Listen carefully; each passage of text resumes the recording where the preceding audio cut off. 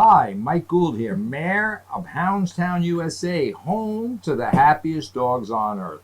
Welcome to Hounds Town Television. This is our video podcast of our franchise system. Joining me today is the very lovely Jackie Bondanza, president of Hounds Town USA, and our friend, our flea taxi, Canito, straight from the San Juan, Puerto Rico.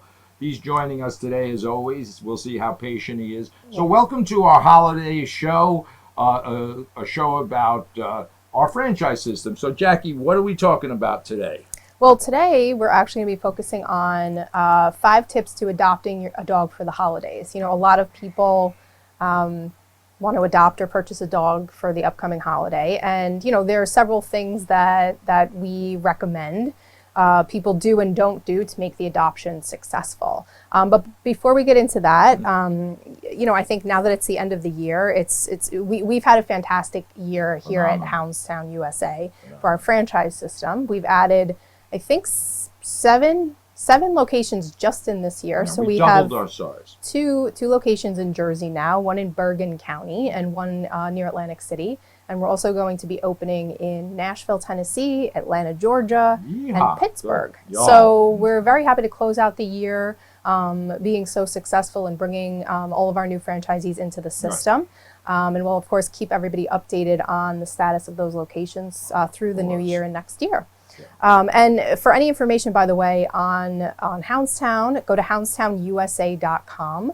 We have all the information you need on all of our services: doggy daycare, boarding, grooming, pet taxi, retail.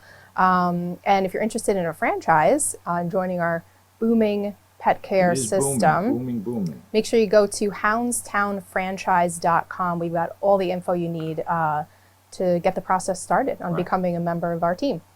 And one thing, of course, I would like to add, we wouldn't be expanding and we would not have had 1 million dogs come through our system since our inception if it wasn't for our customers. Oh, 100%, yes. Obviously, they are truly the backbone of our system, especially the ones that have really embraced Hounds Town. They realize that we are a family and we don't exploit people. Right. And they come and their dogs hump, jump, and dump, as I say, things they're not allowed to do at home. Right. They come to Hounds Town in a very safe and secure environment, sanitary environment, and they can do things that they would normally get yelled at home. So, and you know, we just filmed a couple marketing videos last week, and we got a bunch of testimonials from our corporate location at Hounds Town Ronkonkoma. And to listen to that, to listen to the customers talk about us, you know, they really do view us as family members. And even 3 of them even said if it were not for Hounds Town, they wouldn't be able to have a dog. Because, you know, they go to work 10, 12, 15 hours a day. They need to be out of the house, and they just see the tremendous value in what we do and what we offer. So we're, of course, looking forward to bringing that to every community out there across the country, really. Every city I visit, there is an absolute need, and there is a void in quality daycare. Quality. Everybody has a definition of daycare. Daycare could mean, I'll take your dog, put him in a kennel for the day, come back later. Ours is fully interactive daycare, and we don't breed discriminate. And that's one of the things that really is I find very offensive. 2 things: breed discrimination and exploiting customers to try to make a couple of dollars. Right. We provide very straightforward pricing, and we fully interactive, meaning the dogs get put in place groups by size, age, and temperament. And as we've said in the past, we've taken care of blind dogs, deaf dogs, 3-legged dogs. Actually, you told the story last time about a dog in a wheelchair that goes to our Farmingdale location. Yes, a little dog named Scooter, who got turned away from a corporate pet care facility, and her owner came in, you know, upset and crying that this dog got turned away. So anyway, yes, he was able to come in and play and get the attention that he needed.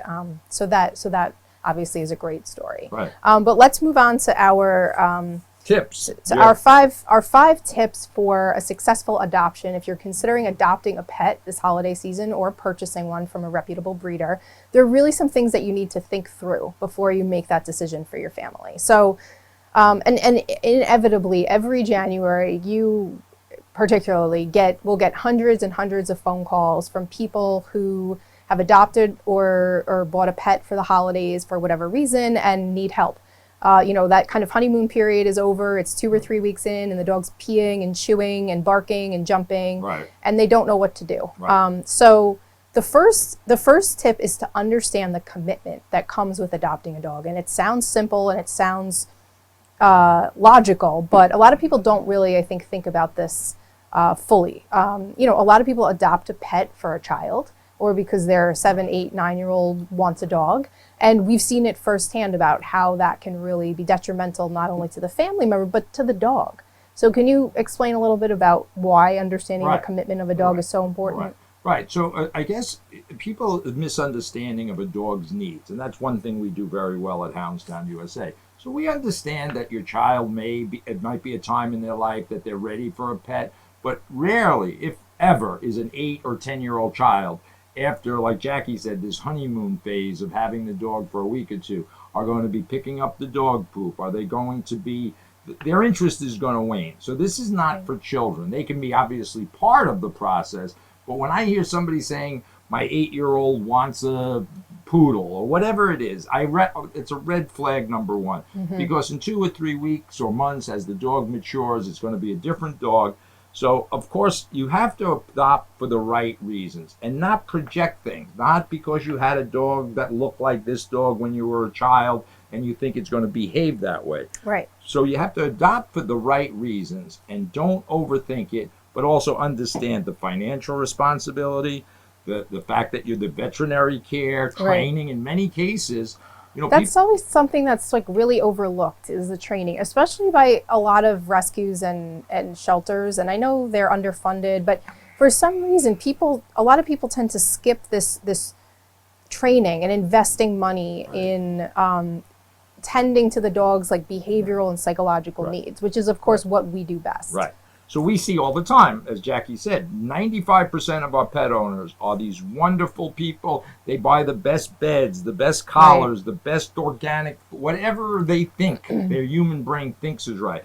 Very rarely, if ever, do anybody consider the education of the dog and the dog brain and its particular needs. And we understand this completely. We understand dogs live 18 inches off the ground.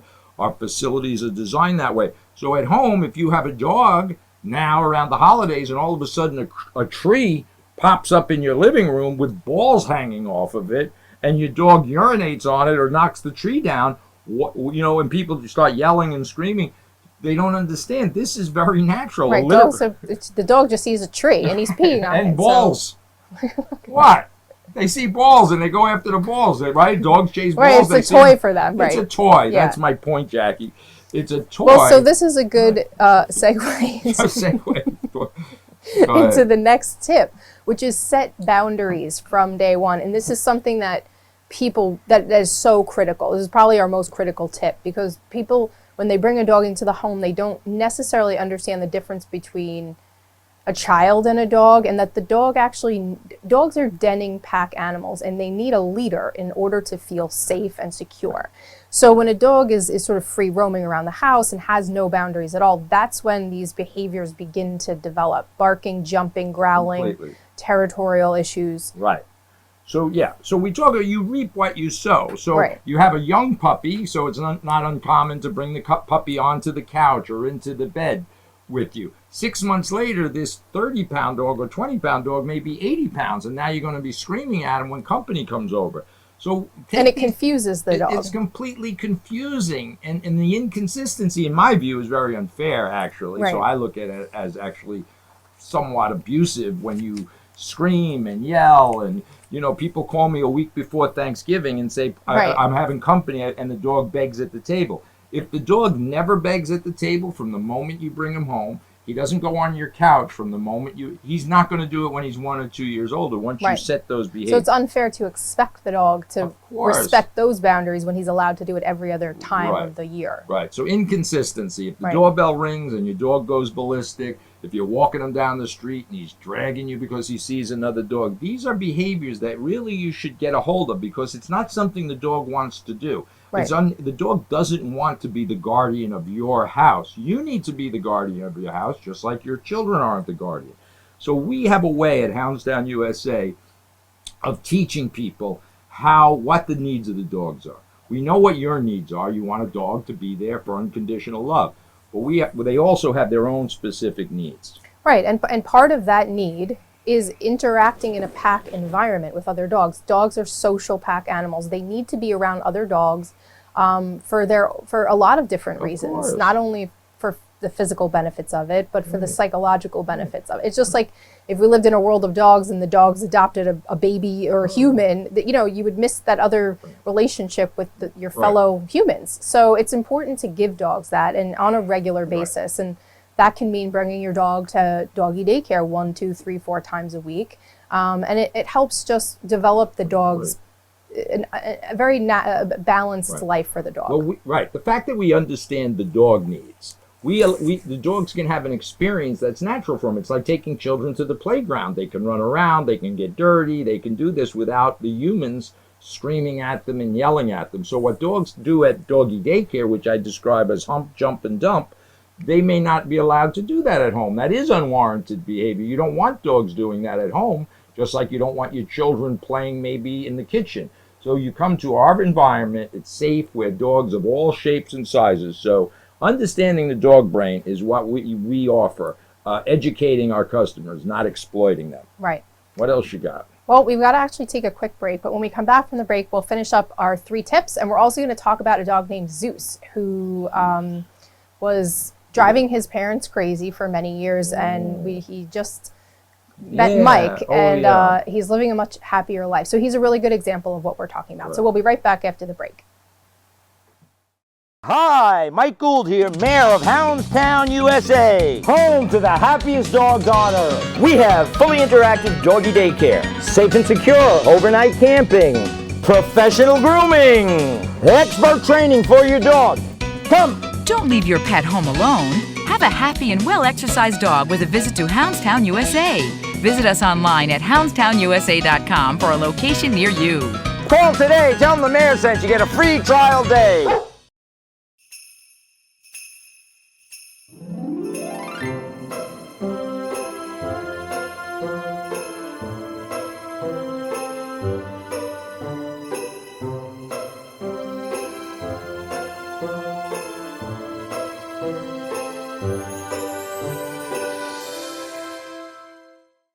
Hi, Mike Gould, Mayor of Hounds Town USA. We're back with our second segment on our holiday edition, and we're talking about 5 tips. The first 3, and then we're going to talk. We're talking about 5 tips for adopting or rescuing a dog for the holiday. 5 tips. 5. There's a lot of tips. 5 tips about, I don't know. All right.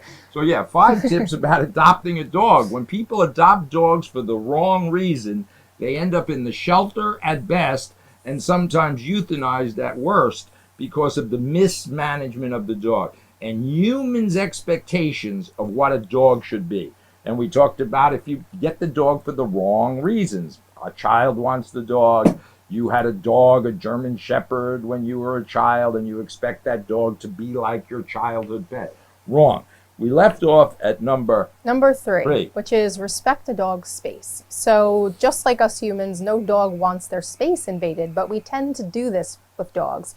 We go up to kiss them or hug them, and sometimes that's when the dog reacts. So a dog only has one way to resolve his conflict, and that's with his mouth.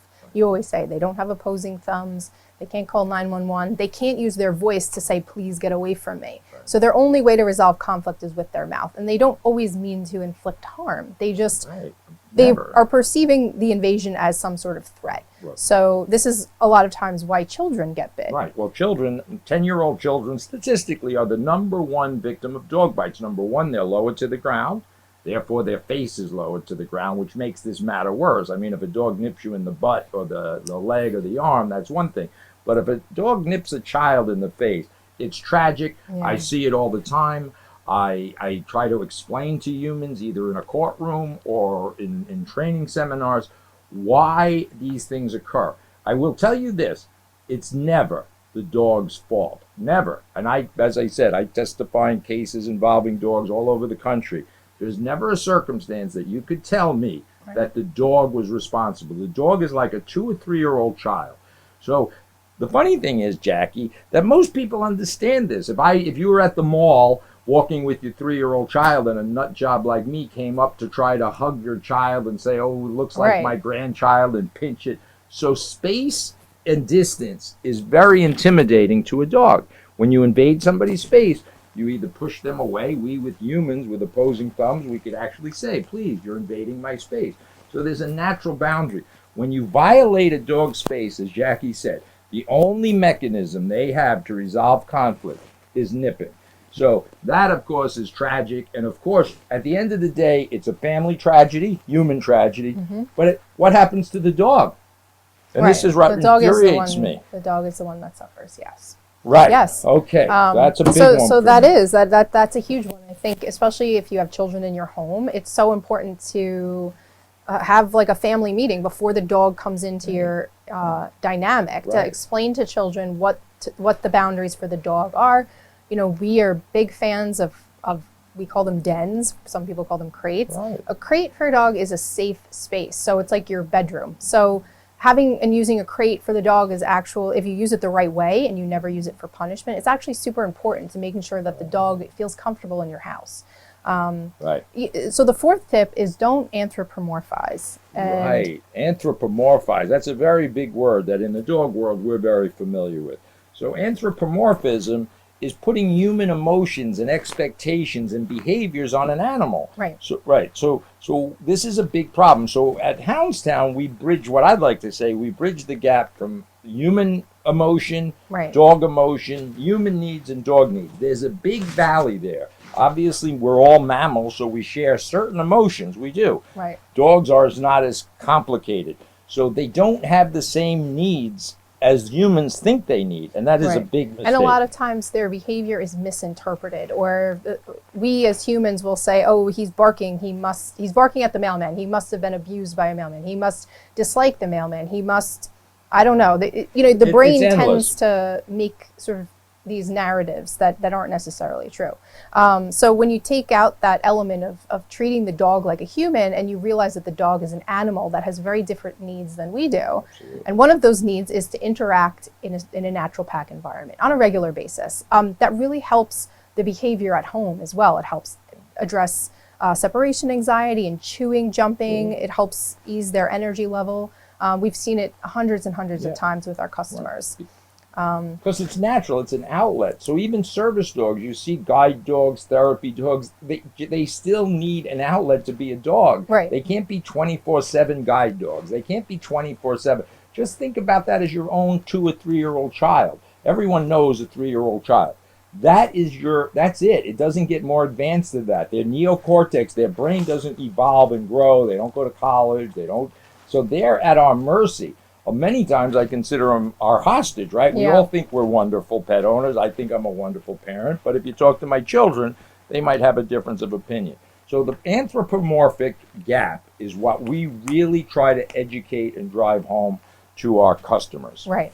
And the last tip is appreciate the dog for who he is. So a lot of people, and we get this call a lot, well, I had a dog when I was a child and he didn't act like this. Or, you know, my old dog Buster used to be really good with my children, but this is not the same dog. Just like no human is the same, no dog is the same. And every dog has a different personality. They have different anxieties and fears, and it's important to really understand that and to appreciate the dog for who he is. And, you know, not all the time is the dog going to want to lay on the couch with you or be a part of the human world. So he should be respected for that. Right. And don't project your emotional needs. I mean, this is another kind of pet peeve, no pun intended. But when humans, we're complicated. Humans are complicated with complicated emotions. Dogs are much simpler. They're emotional beings, of course, but they're not ambiguous emotions. A dog is either safe and secure. He'll love you when you come home, whether you've been out, whatever you've been doing. They're not going to question you as long as you treat them with the same level of respect as when you left. So, but don't make more of it. They can't meet every one of our emotional needs. Right. You pet them, their tail wags, and that should make you feel happy. It releases pheromones in our brain, and that sounds like a made-up word. It's pheromones. I don't think it is. I think it's oxytocin, actually. Yes, you're right. Thank you, Jackie. So there was just a study about this. Well, of course, that's what makes us happy. Right. But the human brain has this big cauliflower neocortex, and an animal brain doesn't. It just has not evolved. They're closer to a wolf than they are human, for certain. And as Jackie said, they can't stand up. So our world is built up here. So how do they get up here? They jump. And what do? You scream at them. Or you start moving food around, and you have this drama and these crazy rituals at home. Right. So those are our 5 tips. Hopefully they're helpful for some of you or people if you're thinking of adopting a dog into your family this holiday season. So now it's time for our bonus segment. And this is actually a great time to bring up this dog named Zeus. So Zeus is a 3 or 4-year-old lab. He was crazy, wild, energetic. He counter-surfed, he jumped, he wouldn't come when called. The owner was so at her wit's end that she called us a couple weeks ago and she said, she was in tears and she said, I just don't know what I'm going to do about this dog. She has a small child at home. The dog became completely unmanageable to her. She had had other trainers in the house and nothing was working. So Mike went over to the house and did a 1.5 hour session with her, her husband, and this dog Zeus. And I actually got a phone call after the session was over, and the woman was in tears, and she said, Mike just saved my relationship with my dog. She still, a couple weeks later, is still sending pictures and photos and saying that she felt bad that she was never able to connect with the dog to let the dog know what the dog should be doing and what the dog expected out of her. So and then she sent me an email and said with a photo of the dog just laying by her daughter in the kitchen, and she said, yesterday I'd be screaming chasing him as he runs away with all these toys, and today he just lays there not touching them. I can't thank Mike enough for helping me improve my relationship with my dog. Right. So one of the things, we got a couple of minutes left, just to touch upon this, we do something called turbo dog training, which means dog training is misunderstood even by dog trainers, to be very honest with you. So when we speak about Zeus, as Jackie said, he became unmanageable. Everything got out of balance. The whole household was out of balance. If you started cooking, the dog was counter-surfing. Everything, if you saw the list of things, you would say, oh my God. And my heart goes out, especially now you have a young baby running around. You're trying to manage your household, then you have this 80-pound lab that's taking your chicken cutlets off the counter. So we literally switch the energy in about 5 minutes, because that's all we do. We don't care whether a dog sits or stays, rolls over, gives high five. We want to balance the energy. So when the doorbell rings, the dog goes berserk. The dog's here, you're here. So it's always this balance. And it was very rewarding to me to go there, take Zeus, and because he's a good dog, he wasn't doing anything wrong. He just wasn't understanding what his owners wanted out of him. And she said to me, this was the last chance. Again, that's not somebody who's given up on her dog. She spent thousands and thousands of dollars on trainers, on daycare facilities, pet care, food. So this wasn't somebody who just said, all right, the dog peed on my rug, I want to get rid of him. She tried everything, but unfortunately, it was the wrong thing. Dog behavior is as simple as riding a bicycle. Once you understand how to ride a bicycle, it's done. It's over. It's simple. Okay, so we have to wrap up, but there's a couple things I want to remind everybody of. Right. So the holidays are next week. Every Hounds Town location is participating in some sort of toy or food drive for their local shelter. So don't forget to drop off donations. And if you need to know what they need, you can go on their social media pages. Hounds Town USA is our corporate page. You can also go on houndstownusa.com to find information about any of the other locations and what they're collecting. So be sure to do that. Talk about our locations really quick, where we're expanding to, where they are on Long Island. Well, we have 5 locations here on Long Island, soon to be 7. We have Hicksville and Garden City, which is going to be opening very soon. Yeah. Both of those locations, actually, in the next two months. So we'll keep everybody up to date on that. We'll have 7 locations on Long Island. Yes, that is correct. All right. And I guess let's leave off with, so at Hounds Town Ronkonkoma, we're filming a fun Christmas play. The night before Christmas, which we're going to release on our social media page, Hounds Town Ronkonkoma, and of course we'll share it on Hounds Town USA on Christmas Eve. So you want to be sure to tune in December 24th, sometime after probably 4 or 5 p.m. when we will release our Hounds Town Christmas play. You won't want to miss it. It's super cute. For more information on anything Hounds Town, go to houndstownusa.com. And we will see everybody next time. Have a Happy wonderful, holiday. happy holiday. Ho, ho, ho. Talk to you soon.